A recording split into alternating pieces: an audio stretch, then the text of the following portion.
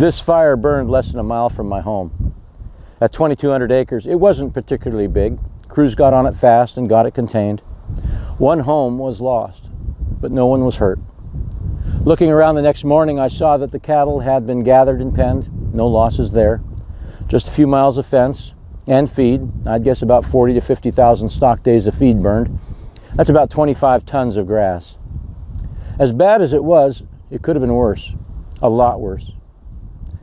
How can you plan for something that you can't predict? But actually you can predict it. You will have another fire. The only question is when, and the severity of the impact. But the fact is you can prepare. And if you're ranching for profit, you will prepare. Fire, like drought and other environmental risks we face, impact land, animals, money, and people. An effective risk management plan must address all four of these areas. And for each of these areas, land, animals, money, and people, the plan should identify the steps you'll take to risk-proof your business, to manage through the event, and to recover from it.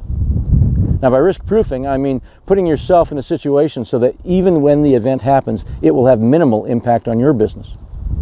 For example, if you're in an area with an extremely high seasonal fire risk, maybe you should go seasonal. Graze during the growing season and destock before the fire season. Maybe. At the very least, if there's a big risk of losing a lot of your feed suddenly, you'd be smart to have at least one enterprise that can be destocked quickly.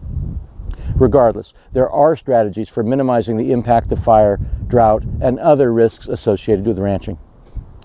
One rancher suggested grazing every paddock so severely that there'd be nothing left to burn at the end of the growing season. Well, that's a recipe for losing your soil and losing your shirt. Sure, 1 year in 10, you might lose your stockpiled grass to fire, but it's better to build a contingency into your business for when the worst case happens, not to manage every single year as though that worst case was going to happen that year.